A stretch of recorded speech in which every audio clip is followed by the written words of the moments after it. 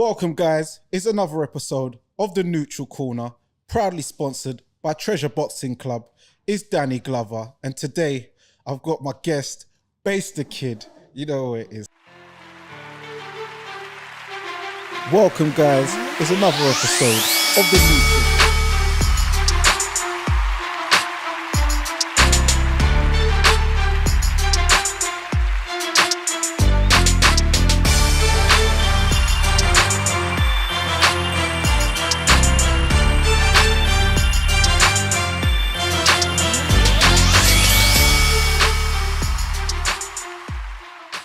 So how's it going, man? Good, man. What's good? Thanks for having me. It's been a while. I've been waiting to come on here. You've been promising. You finally delivered. I'm gonna get you your highest ratings, or I'm off-ish up. It's one or the other. There's no in between. yeah. This is the first, but it won't be the last. So yeah, man. I see. You've been doing great things, building up your channel. Part of the new boxing media journalism, giving great takes. So guys, make sure that you subscribe to Basedakid at the Hardcore Casual on YouTube. I'll put the link and descriptions below in the video. So yeah, man, get into things. So how did you get into, what was your first sort of memories of boxing and what drove you to the sport? You know what? It's weird because I don't have the same trajectory into boxing the way a lot of people. It wasn't one of those things where it was my passion from back in the day and like, I just, I loved everything about it. It's just one of those things where, sometimes you go through phases of things. Like when I was younger, my thing was wrestling. It was WWF, and then it was like them versus WCW, all that good stuff from back in school days. I mean, you know how it goes. Like all of us, yeah. You know how it goes. So from there, like, I just went through different things. Obviously, I watch football. I'm a football fan, but sometimes I have peaks and troughs. So 1 minute it's high up there, next minute it's further down. And boxing was just one of those things from about, I'd say 2004, 2005, where I started taking more of an interest into it, and then I kind of grew into it. Go to like, I guess, the 2012 Olympics where things sort of happened a lot in the UK especially, and you just sort of, I was more, kind of in line that way. So I would say from there, so I was like, yeah. Like, I'm more invested in it now. But generally speaking, I've always watched it from young with my dad even. I couldn't tell you the first event I went to, but I remember 90, where was it? One of the first fights I remember watching was Joe McClellan and Nigel Benn. Oh, okay, yeah. That was one of the first ones. There was probably a couple before them, but that's one that sticks out in my mind. Yeah. I remember that. I remember that, watching that with my parents. And then, funny story, my mum was on the phone to her brother, my Uncle Raymond, which is Craig, which is his dad. Okay. And because Nigel Raymond was getting bruck up so much, and because Craig and my cousin Charlie and Joe, they went to school with his daughters, the older one, Sade and stuff. So when he's won, my Uncle Raymond's jumped up, bam, knocked over Craig. Craig started crying because he's a little kid. So yeah, that was a funny story. But okay, so you don't remember the first fight you actually went to live? Was it like, if it was York Hall or one of them? Do you know what? I don't, but because my memory in terms of going to boxing events, like when I was younger, is non-existent. I don't remember anything past, say, what year are we now? 2023? I don't really remember anything past maybe 2011. Oh, okay. Yeah, like, it's literally like my adult life is all I can kind of really remember. And the only one that I fully remember with any clarity at this age is when I went to British Beef. That's the first one I can fully remember, like every single thing that kind of was going on. Yeah. Besides that, everything else is like a blur. Like, what year was this? That's the first thing literally where I can say, okay, I remember. I even remember which seat I sat in. I remember everything. Outside of that, it's hazy. Yeah. So because we're a combat sports channel, we don't just cover boxing. So it's good that you brought up WWF. So who was your guys or women back in the WWF times and WCW? I'm always one or the other. With like, if when it was rap, it was, it was Biggie or Tupac, I was always Biggie. And so it's like F Tupac. That's how I felt. I always rolled one side or the other. So I was WWF, WWE. My guy from back in the day up till now was always Bret the Hitman Hart. Okay. Like, I was always the excellence of execution. Like that was just my guy. And then when it sort of went further up, obviously you had like, you know, Rock, Stone Cold and them, man. But I like Stone Cold and that, but I'm not gonna lie. I don't even know if I can say it on the channel, but I'm gonna say it anyway. Sorry, Chris Benoit was my guy. Okay. Yeah, I'm gonna say Chris Benoit, Chris Jericho, Kurt Angle, like them little trio, them guys there. Yeah. I hate a few man with a couple of cripple across faces. Just to give you guys a bit of historical context and background. Me and Basedakid, we went to the same school. We was in the same year, so back then in a boys' school, it was a lot of testosterone, and we was doing real wrestling. Like there was choke slams, there was all sorts going on, real leg stunners drops off tables and all sorts. Yeah. So it got real heavy back in the day. Rock bottom, I think, was everyone's favorite move because it was the one that you had the least amount of risk of getting hurt in yourself. yeah. Or the stunner, because a stunner never really did anything to anyone. But well, some people used to drop wrong on that, and all of a sudden they couldn't walk properly for the rest of the day. Yeah, and you know them way there. DDTs and all that. But yeah, man. So what was it that got you? No, actually, so people, in case they don't know, so yeah, where did you grow up? What area are you from? Background? Yeah, so I grew up in I grew up in Broccoli basically. I've for a good 30 plus years, we'll say. I was born at St. Thomas Hospital, and the first place I lived was Streatham with my mum at my nan's house. God rest the dead. And I was there for like 18 months, moved from there to Catford. My dad had a flat in Catford, so mum moved in with him. And then from there, he bought a house in like Crofton Park, Broccoli area. So we moved over to there, and we was literally there for about 12 years. Then we moved from there to a house literally the next road over, but it was a much bigger yard. Then we went there, and then pretty much from there onwards, I've just always kind of been on the ends, and that's just always sort of been the locale. I mean, the next spot I go to, I'll probably move out because prices of Broccoli is not for the affordations of mans like me at the moment. No, that's Dulwich Village prices now. Yeah, I mean, my yard, the yard that my parents, it's damn near almost £1 million worth at the moment. They, and it's like if they ever sell that, they can't get anywhere in and around, so they are moving off ends. Yeah, and your yard does stand out because it's the Chris's looking one on the road. To be fair, I can't lie. So no, that's big respect. And I definitely understand that. I was even at a London home show just yesterday up in Westminster, looking at the prices are mad. So yeah, man, we're gonna talk about some boxing as of late. So yesterday you was at the Copper Box show. I was for the Joe Joyce versus Zhilei Zhang main event.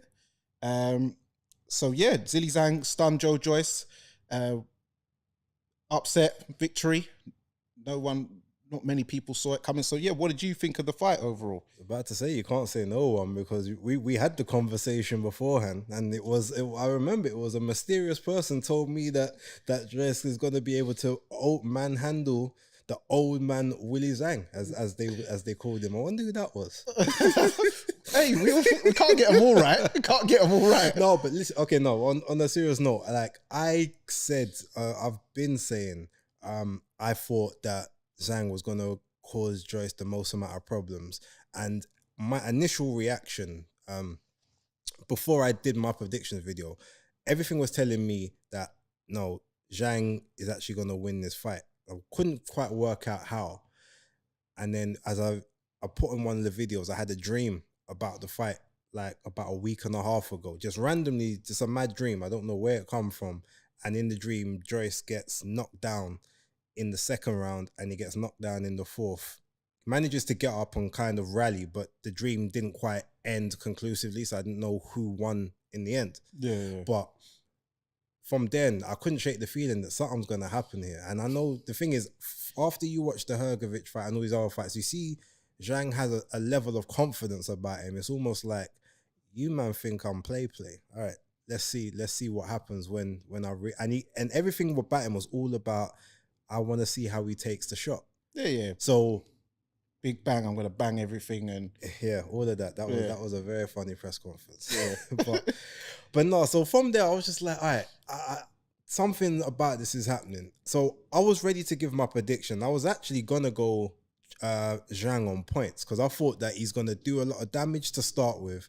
Joyce is like rally back. I didn't think he'd be able to stop him, but Joyce will rally back, and then like he just won't be able to kind of get the round towards the end and catch up. Yeah. Then I'm like, hold on a minute, Queensbury card. So chances are he's gonna get the rub of the green because he's gonna be active. He's gonna be a lot more active than Zhang. So Zhang would have to clearly hurt him, rock him hard several times throughout the fight to just get the rounds.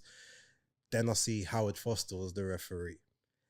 From there, I said, okay, so Joyce is gonna win this fight somehow now.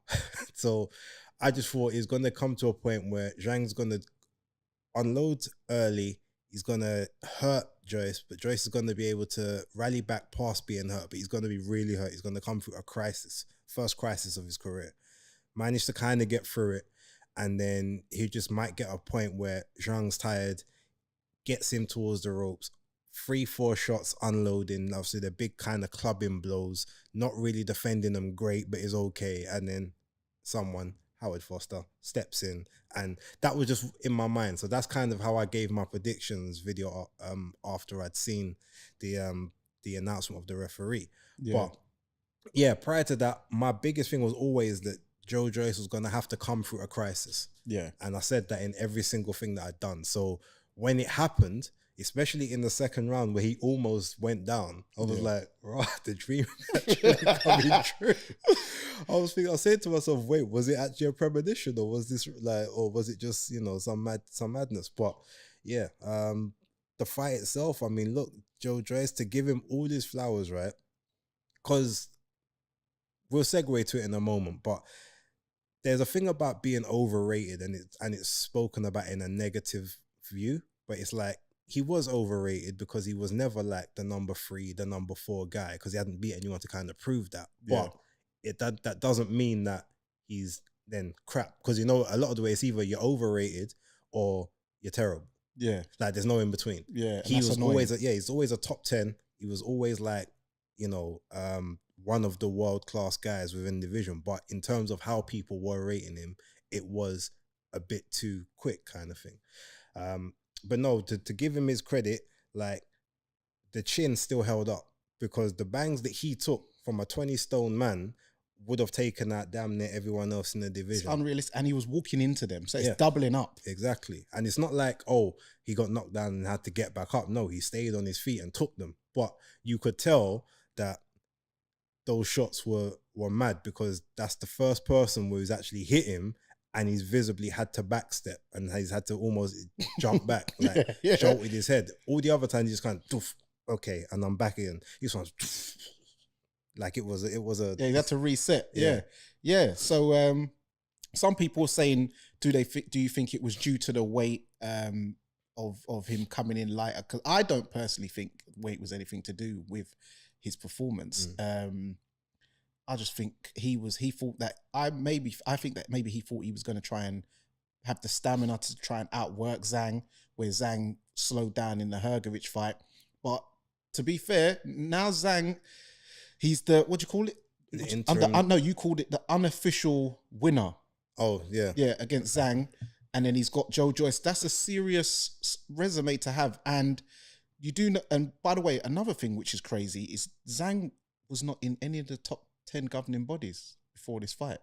So on paper, people are going to act like, some people are going to say, oh, you just lost to a nobody because he wasn't in the top 10 officially. But I think those inside boxing like me and yourself and some others will know that Zhang is a top 10 heavyweight. Well, the thing is, if you remember, he was number, I think it was 11 or 12 in the IBF, which is why he got the shot against Hrgovic, because everyone else turned it down. It went to him. Yeah. So obviously, because he lost, even though none of us thought he lost, because he lost, then he ended up dropping to, I think, 15 in the IBF. And then I don't think he was that high in the others. He was around sort of 10, 11 sort of range anyway. So then because he lost that, he ended up dropping down. So, yeah, ultimately he wasn't in those sanctioning bodies, but he's another one of those guys where he's a lot better than a lot of the opponents he had on his record. He had okay guys, but he's one of those guys people don't really fight. So you just kind of have to build the resume with whoever you can get to get up the rankings to get a big fight. And that's kind of how we got to the Hrgović fight, and ultimately, I guess, how you got to this one. Because if you look in the resume, apart from maybe Jerry Forrest, and I think he fought Rudenko at one point, but don't quote me on that. You know, there's not really much notable names.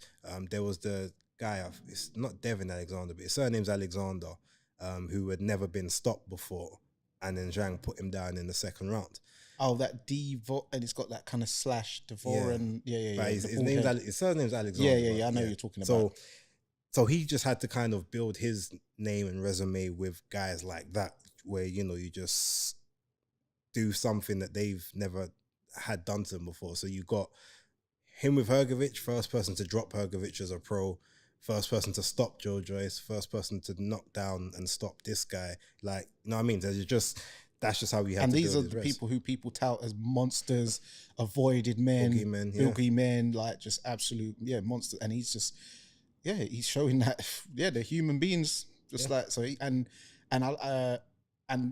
Zhang at 20 stone, it's not like, fair enough, he wasn't in the greatest looking shape, but for a 20 stone man, he looked well proportioned. He looks a lot better than, say, Tyson Fury, if Tyson Fury was 20 stone. Yeah. And as we know, those from the Far East Asia, they have very big legs and big calves, so they can generate a lot of power from their legs.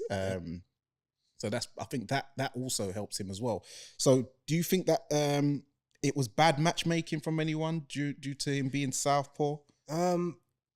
Not exactly, because obviously the matchmaking was based on him being mandatory for Usyk. So you eventually have to fight a southpaw to learn the style, understand the style. Yeah. I guess going back to quickly, because you were talking about the weight before. No, I don't think the weight itself was an issue. I think the tactics he tried to employ with the weight loss may have been an issue. Because if you think about it, the same weight he came in at, he spent 50% of his career in and around the 250s.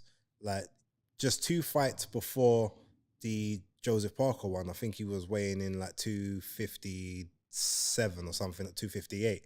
The Daniel Dubois fight, he was like 256 and a half. It was very similar weight.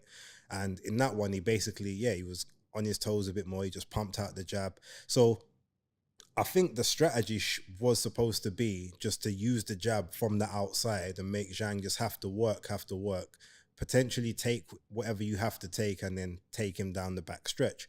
But what he kept doing was just collapsing the pockets, falling onto the inside, because he couldn't really get his balance right with the whole southpaw thing. And then once he's kind of fallen in, that's when Zhang just had his moment. He saw exactly the openings he needed, and because Joyce just wasn't quick enough to get head off center, which he kind of doesn't do anyway. He just started getting hit with those backhands, those right hooks, and the combinations. Another thing I said, Zhang's got slower legs than Joyce, but in much quicker hands, and he throws in combination, and we saw that. So I don't know, the matchmaking itself wasn't bad, but I just don't know if the preparation for the actual southpaw was great. And I don't think that Joe Joyce has got the body mechanics to work with a southpaw, having to do everything in the opposite motion to what he's used to. With his body, like, it's naturally sort of slow to rotate anyway. Outside of his jab, I've always said his jab's fast, but everything else is kind of slow because he has to turn into everything else. So to turn in the opposite direction, I think just doesn't really work for him. Yeah, and a good tactic by Zhang, he was using the typical southpaw tactic, me being left-handed myself, is he was keeping his lead foot on the outside of Joe Joyce's lead foot, and that puts you in direct vision for your straight left hand to come straight down the pipe. That's the shot which he caught Joyce, which rocked him, because as Joyce threw his jab straight down it, bam, and that's what caught. And Joe Joyce, because his head was that way, the punch kept him there. He didn't see it coming, unfortunately. So, and that's, as they say, is the shots that you don't see that tend to hurt the most. Yeah. Dillian White was in attendance. He was. He was saying that you probably wouldn't have seen unless you watched it back, because obviously I watch it on TV. I watched it back, but I saw him in the arena beforehand. I saw when they was leading him to the interview stage. So I kind of knew why he was there anyway, because when I saw him turn up, I think I tweeted out, "Oh, it looks like Dillian's looking at the winner of this." Obviously, at the time, everyone thought the winner was going to be Joyce, and then everything. So, yeah, I kind of knew why he was there. Yeah, so he was saying he's looking to fight Joe Joyce in the summer, providing he wins, which everyone, he thought he would have, and I thought he would have. But Zhang's now beat him. So, do you think that Dillian Whyte should fight Zhang? Do you think that's a good idea? I mean, I think if we're being honest, you keep the same energy, right? You went there for Joyce because he was like the guy, I guess, or you thought was going to be the winner. Well, Zhang's the winner. And if you fight Zhang, you actually get a much bigger profile worldwide right now than fighting Joyce. I mean, everyone in the UK who knows Joyce already knows you, but you've got, it was 13-something million people. 100. On the live broadcast. Oh, okay. I think the live broadcast, it was something like, I saw a figure, like 13.2 million people watched the live broadcast on pay-per-view or something. Then obviously there's like 100-something million, I guess, that maybe saw the repeat. Yeah. And there's 1 billion people in China. Yeah, so like, to me, all the sense in the world to go over there and do that fight. But like I said, got to keep the same energy. Does Dillian want that? Did he think, okay, Joyce is cumbersome, I can sort of find my entry points in there and work with someone who's a much slower hands than me? Or does he go for this awkward southpaw that is a good boxer, you know, Olympic silver medalist, like maybe doesn't have the greatest of gas tanks, but has a good gas tank? I think people, you know, I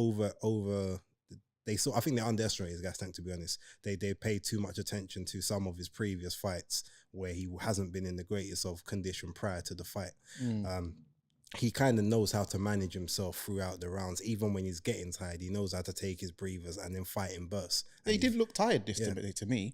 And that's one thing, that's a good point you make, because gas tank is something you can improve on. There's some things like your chin and stuff like that, which is very hard to improve on. But a gas tank, if you train right, diet right, and get good conditioning and put in a bit more cardio, you can actually improve it. So I think that's something he has probably worked on. Yeah. And like I said, I think with his body as it is now, I think he just says, okay, if I know that I can only get myself a good minute and a half in the round, then I'm going to spread it out throughout the round. I'm going to give you a nice little strong bit at the beginning. I'm going to take a break. In the middle, I'm going to catch you again. And right at the end, when you finished exerting your energy, I'm saving mine. I'm going to catch you then. I think that's how he's maneuvering, and it makes sense. Yeah.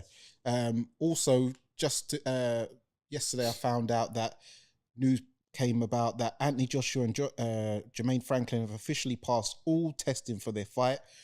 So where do you think that nasty rumor come from, and why do you think someone would say something like that? I mean, I don't know where it came from. It was clearly someone that was desperate to find a way to discredit Joshua and Franklin. Obviously, it was VADA testing, but I don't think we've seen anything about UCAD yet, but UCAD wouldn't release it, I suppose. So, yeah, I couldn't tell you. I mean, I think maybe it's just a case that because you had Joshua saying, oh, well, yeah, 12 weeks and I'm back out.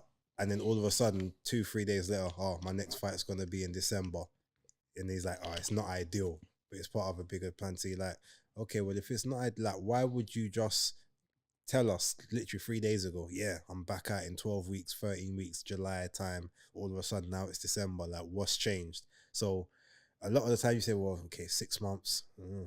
Oh, it's because sometimes you get a little 6-month ban if this is it. So I'm assuming that must have been where it come from. But again, we knew instantly that it was foolishness from as soon as that was the rumor. It didn't get picked up by any big broadcasters or any news outlets. Yeah, because they would all said a rumor circulating that such and such.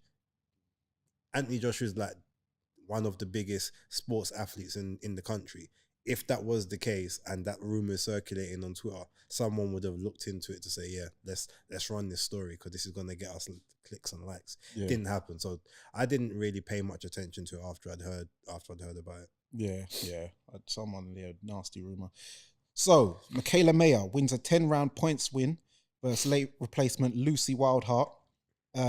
She was initially meant to fight Christina Liadatu. yeah, what did you think of performance last night? The performance was all right. Like, for a last minute opponent, I feel like she did everything that she had planned on doing with Christina Leonardo too, in terms of investing to the body, maybe trying to sit in the pocket a little bit if necessary, box from the outside. But I was underwhelmed by the performance. Like, she had some good moments in it, but from sort of first round, you're feeling like this new opponent, you've never seen her before, haven't seen her spar, I get it. But after that, and you kind of say, okay, well, this woman's a natural 126 pounder. You're now at 135, started your career there, went down to 130, back at 135. Now you can gain some muscle that you've claimed that you've been moaning that you're not able to sort of gain 135, 130, where stripping yourself down. Well, now you've got, a little more that you get in the tank. All right, you're the much taller girl, you're the rangier girl, you're supposed to be just a bigger girl generally. Yet she was running around the periphery of the ring. To me, I'd be like, you're the big girl. Like, you control the center of the ring. You push her back. You push her into the ropes. Push her to the corners. Like, dig those shots to the body. Come with the overhand right if you need to, or the straight right down the pipe. It just felt like she would do a bit of good work, and then when it stopped, when it wasn't working how maybe she thought it was going to, she would like back off or tie up, or she would get hit with silly shots by Lucy. Some of them obviously is like, it's just good countering. And then there's other parts, it's like, it just felt like she was just either being lazy or it felt a bit flat. And I don't know if that's just because the come down from Christina was that high, or, this girl gave her a lot more problems than she thought she would. But Lucy, don't get me wrong, Lucy was game, but I still think if Michaela May had anything about her power wise or whatever, like, she should have stopped her. I saw enough troublesome signs. I saw enough times of her actually dig Lucy and hurt Lucy to the point where she should have stepped on the gas in that moment. Because if I can see it from outside the ring, like 20 feet away, you should be able to see it right there. Like, you can tell those tells a lot quicker than I can when you're that close to her. Yeah. So the fact she never almost stepped on the gas throughout all those moments when Lucy would wince, or she'd do a little jiggle, or she'd have to drop her hands and take a step back. You should be running in at that point to not give her that chance to reset and recover. But yeah. So my thought is that what I have noticed, she's just so susceptible to the chopping right over the top, because even every time she fights, from Bam Gardner to Lucy Wildheart to the Hammer Douche fight especially, she always gets caught with the same shot. And what it is, she's very front foot heavy. So when she throws her shot, she can't lean out of the way of a shot because she just falls in. So she's always, her feet are very slow for someone who had such a good amateur pedigree. So she literally must have won these fights on work rate alone, because her feet are very ploddy, and she's not like she's even old or anything. She's still young. So that's gonna I can't see her beating Katie Taylor. Katie Taylor's feet are way too fast and nimble, with punch variety and punch selection with fast hands. Do you give her a chance against Katie Taylor? Because that's who she's gunning for. No, the only chance she has with Taylor for me is if Taylor gets old overnight, or she ends up taking like a pasting in one of her upcoming fights, whether it's the Cameron fight or another one, and the punch resistance kind of goes and the legs just slow down. Yeah, Katie will always be quicker, but there's a difference between her quickness now and her being half a step slower and being quicker, because Michaela may be able to shift the difference between the two, and with the work rate that she normally does employ, it might be a case of she could get to her that way. But outside of those things happening, I wouldn't give her a chance against Katie. Yeah, even punch resistance going, I still don't think that Michaela can. It's not even punches. I just feel like, like they say, old overnight, where just something happens, it slows down, or maybe you just take the punch different than you took it before, even though you're fine. So but to be honest, Michaela, just looking at her, I don't think she's got the power to even bother Katie. So I feel like Katie will almost eat the shots and just sit in the pocket. Yeah. Say, all right, let's see who's quicker, me or you. Yeah. So do you think, because I saw Michaela Mayer say that after the Cameron fight, Katie's got a fight scheduled with Serrano. So do you think she'll fight Lina Datu out in America to reschedule it? Because I'm sure she'll pass the eye thing out there. I don't know.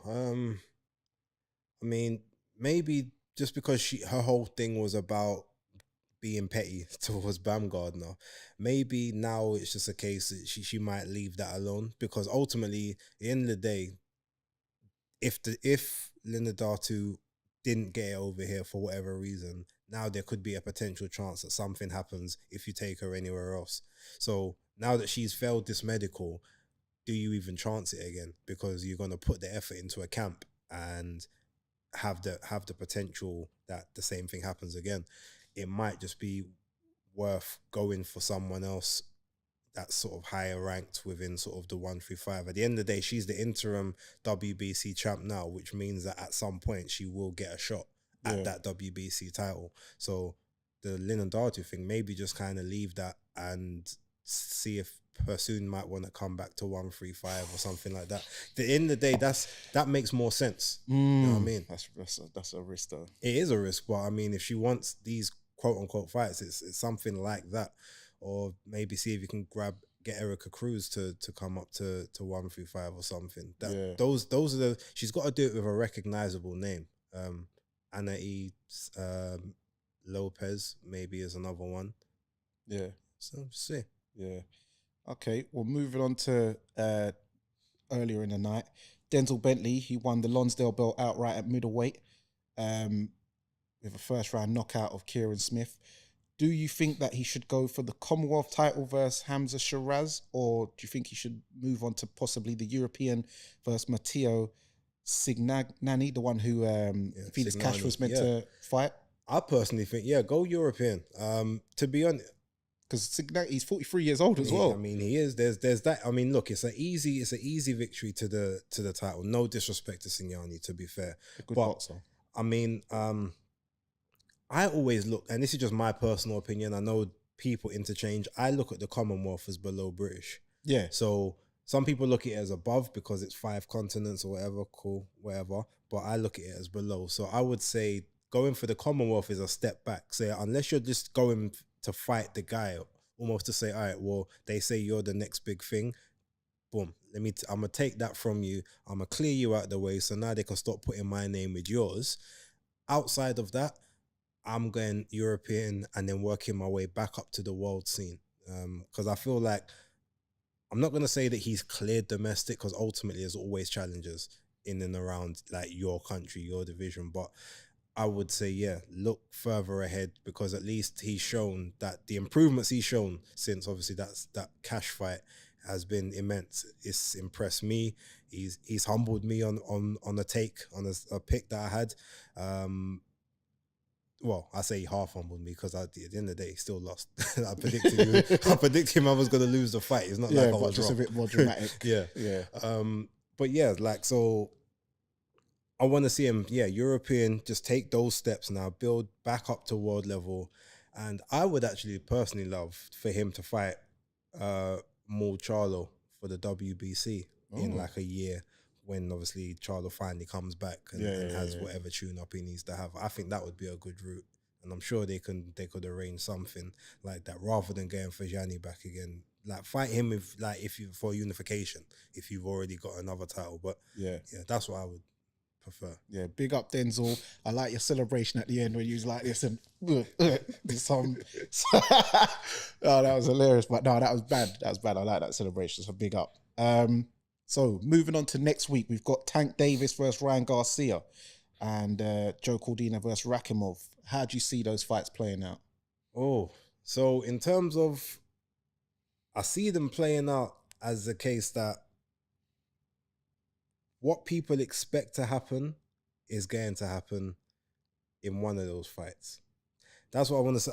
I don't want to go too deep into it, because obviously, there's you've got your basis picks that comes out every Friday. Yep, make sure you lock into that, by the way. But I think that the most jeopardy is actually in the Cordina Rakimov fight as opposed to the other one. That's what I will say.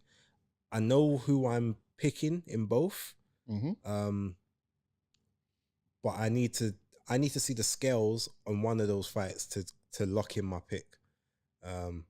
And it's probably not the fight you're thinking for the people that. So I'm gonna leave that one open ended. But I'm looking forward to 2 good fights, both on the zone that I ain't got to pay for. Happy days. Yeah. You know. Well, I know. Also, you've got a show called The Femme Files, so I can't let you go without asking you something to do with women's boxing. We've got Sandy Ryan for the WBO welterweight vacant title versus Marie Pierre Houle next week. So, who have you got in that one, and how do you see that playing out? Okay, so I think that Sandy Ryan has improved massively, since the defeat that she suffered 2 fights ago. And based on that, like, because she now thinks a lot more about her work as opposed to just trying to go for, sort of like a devastating KO, I see her having a lot of success within this fight. I can't guarantee at the moment if I think she actually wins that vacant title, because Huel she's a pretty solid contender, Canadian, I believe, as well. But that fight, if put it this way, if Sandy was ever gonna win the title, this is her easiest opportunity, or this is the best opportunity for her to do it. And she's moved up in weight from 140 up to 147 at the moment. So I don't know if she'll stay up there. She might prefer the weight up there because she doesn't have to cut as much. But she was looking really good in her last fight with Farias for the in the rematch. In the first one, she looked sort of very fleshy. Second one, she looked ripped and lean and in good shape. So I think maybe she should go back to 140 afterwards if there's not any really big fights for her at 147. But yeah, she's got a really good chance.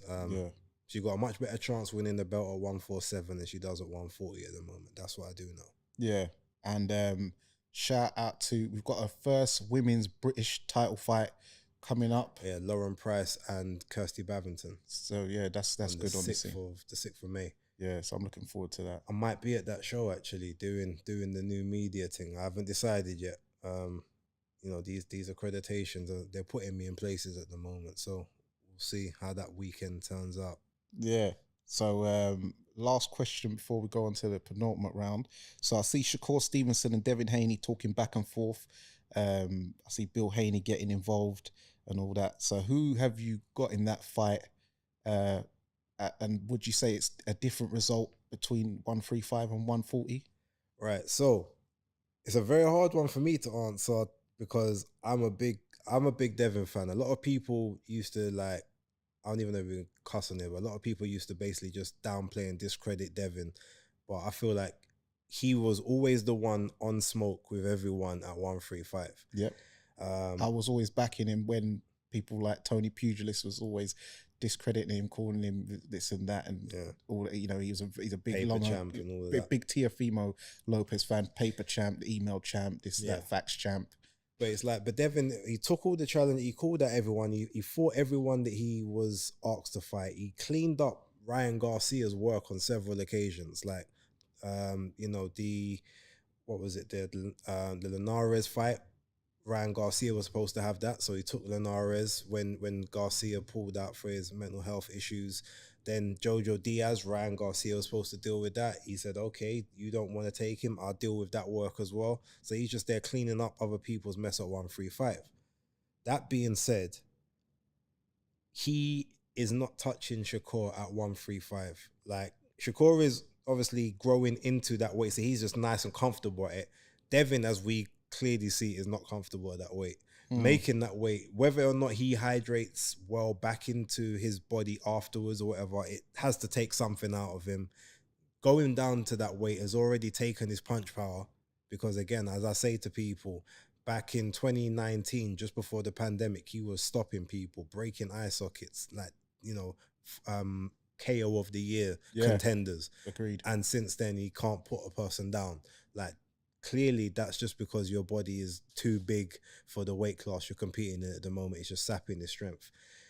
Would it be different at 140? At this stage, I reckon it probably would. Although the problem is, I don't know how much irreparable damage has been done already in terms of his body and all the draining and everything. Because there's some things he just may never get back.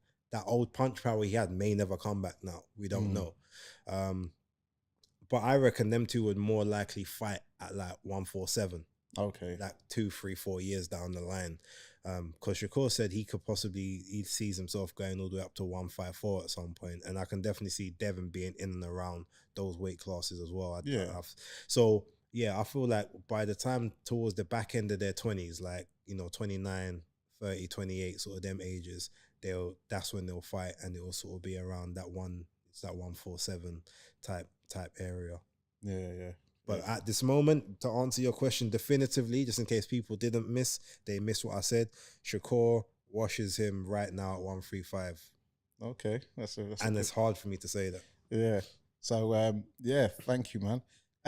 Big shout out to Martin Hillman winning your first title last night on the Black Box Global Show. Also, good shout out to Prince Patel winning your first fight back in the UK in many years. So now we're going to move on to the penultimate round. So you know what this entails. Okay. So yeah, man. So let's go. Red corner or blue corner? Red corner. Left hook or straight right? Left hook. Oh yeah, and we've been meaning to. Base has been calling me out for a spar for some time now. I have to take up the offer. I see man's traps and shoulders looking quite big this morning on the video. So I need to get my training game on. It's we coming. can start with a body spar and then we'll take it from there. No. We can do full. We'll do it full. But yeah, you're looking in shape, man. Ratings. Try. For gloves, Everlast or Fly? I'll say Fly. Cleto Rays or Grants? Cleto Rays. Rival or Winning? Rival. For boots, Nike boots or Adidas boots? Nike. Everlast or Lonsdale boots? Everlast. York Hall or O2 Arena? O2 Arena. Copper Box Arena or what's that place? Ali Pali. Oh. I'm gonna go Copper Box because it's closer to me. Yeah. Tupac or Biggie? Biggie. Nas or Jay-Z? Nas. Ali or Tyson? Ali. Jack Johnson or Joe Lewis? Joe Lewis. Ray Robinson or Ray Leonard? Ray Robinson. Michael Buffer or Jimmy Lennon Jr.? Jimmy Lennon Jr. Mills Lane or Steve Willis? Mills Lane. Spence or Crawford? Crawford. Oh yeah, you've always said this, and I'm Spence, so we're gonna have to have a personal little wager on that one. Jamal Charlo or Tim Tszyu? Do you mean Jamel? Yeah, Jamel, sorry, light middle. What, in terms to win or just? Yeah, to win, yeah. Jamel Charlo. Beterbiev or Bivol? Bivol. Devin Haney or Lomachenko? Which is coming up. Devin Haney. Akoli or Richard Riakporhe? Riakporhe. Fury or Usyk? Usyk. I've got Usyk as well. For fights coming up, Miller Kuziev versus Rosado 2. Miller Kuziev gets that one back. David Morrell versus Falcao. Falcao? Yeah, remember the Brazilian I said I thought that they was going to put in with the DAZN brother. The Puerto Rican, what's his name again? Oh, Belanga. Yeah, Edgar Belanga. Oh, well, I'm going to go for Morrell because I know that's not who he's fighting next. He's fighting that Agbeko guy. Oh, they've changed. I think Did they've they change changed it? it. Yeah, they've changed then it. Morrell anyway. Yeah. BMW or Mercedes? Well, I've only had BMs, so I'm going to have to stick with BMs. Audi or Lexus? Audi. Rolls Royce or Bentley? Shout out to Denzel. Yeah. Dark skin or light skin? Both.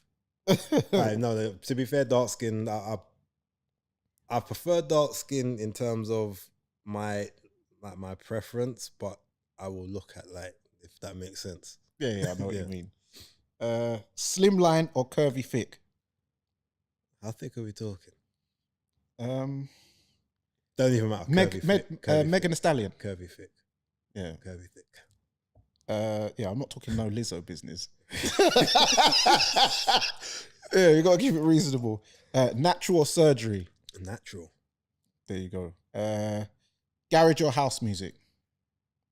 Oh, I was never big on either, but I'm gonna be honest with you, like I'm gonna go house at this moment. Drum and bass or jungle? Drum and bass. R&B or slow jams? R&B. Dancehall or Afro beats? Dancehall. Reggae or revival? Reggae. Soca or calypso? Neither. Curry goat or oxtail? Curry goat. Ackee and saltfish or hard food? And I mean yam, green banana, dumpling. I'm not talking, some people might think we're talking narcotic. Yeah, just I like the clarification. I'm gonna have to go with ackee and viewers. saltfish because it's a bit leaner. Can work it off a bit easier. Yeah. The Rising Sun or the Broccoli Jack? Broccoli Jack. Coming Up or Tickle Me? Coming Up. I eat more from Coming Up than Tickle Me, so I'd have to go there. Yeah, I'm so annoyed that Tickle Me closed down in Broccoli. By the way, that was actually a good shop. Where we go? Rum or brandy? Rum. Evian or Volvic? Volvic. Voss or Fiji? I don't really drink either, but I'm gonna go Fiji. Lucozade Sport or Wow Hydrate? Lucozade Sport. True Flavors or refills? True Flavors.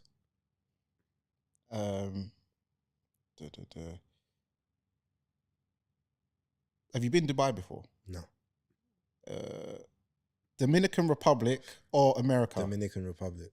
There's not even that. You put Dominican Republic against anything, Dominican Republic wins. Okay.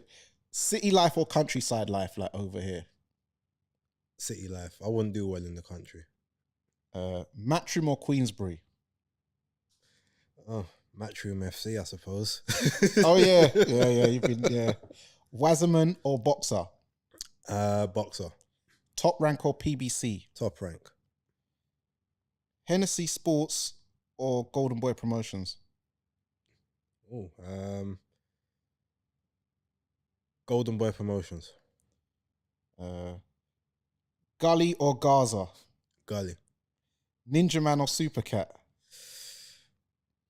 Supercat. Sizzler or Capleton? Oof. Capleton.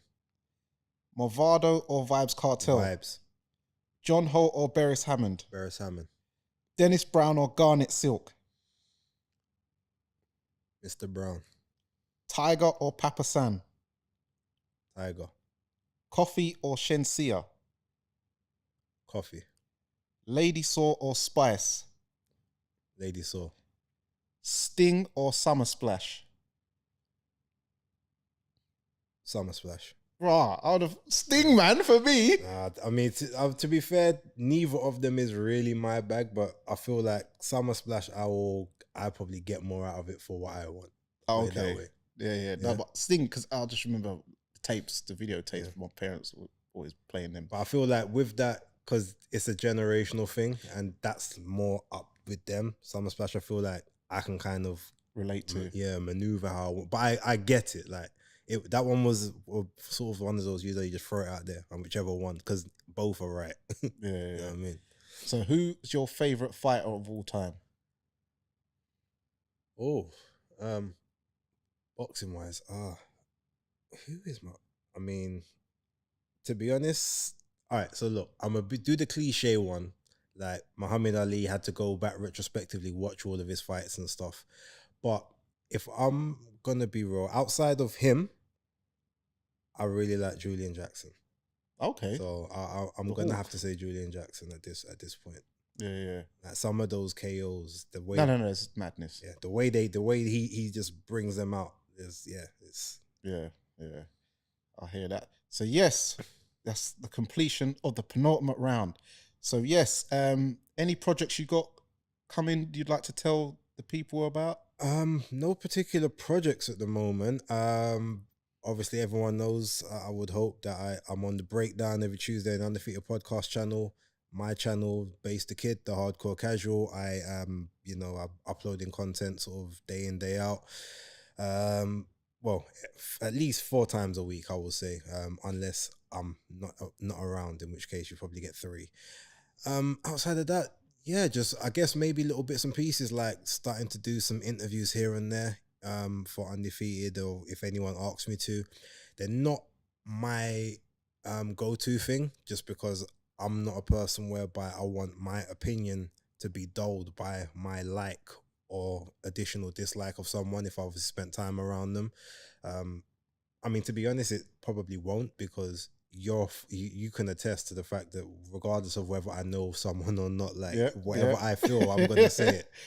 whether it gets you in hot water or not, I gotta do it. And the same with me. I've gotta be truthful. But I do admit it's obviously a lot harder to be truthful, because obviously it's never about disrespect. So I'm never disrespecting someone, but it's a lot harder to give those honest takes when you genuinely know and care for someone, especially if you don't think that they're gonna succeed in whatever venture that they're attempting, or that particular task particular one. But overall, you might see more interviews, because the feedback from some of the ones I done the other day with like Johnny Nelson, Ben Shalom, Tyler Denny, and sort of those guys, Mikel Lawal and Isaac Chamberlain as well, they all seem to have come across quite well. Big up to Callum Simpson as well. A little funny story I'll tell everyone, a little exclusive. So we was doing the intro to the video for Callum Simpson, and I was just double checking just to make sure I had the info, because basically the guy from Boxer came up and said, "Oh, do you want to interview Callum? Like, he's free." I go, "Okay, cool." Just the first one to kind of get in the mode. So I've got the mic now and I'm doing my introduction, and as I'm saying, so I've got super middleweight contender here, Callum Smith. And I was like, oh.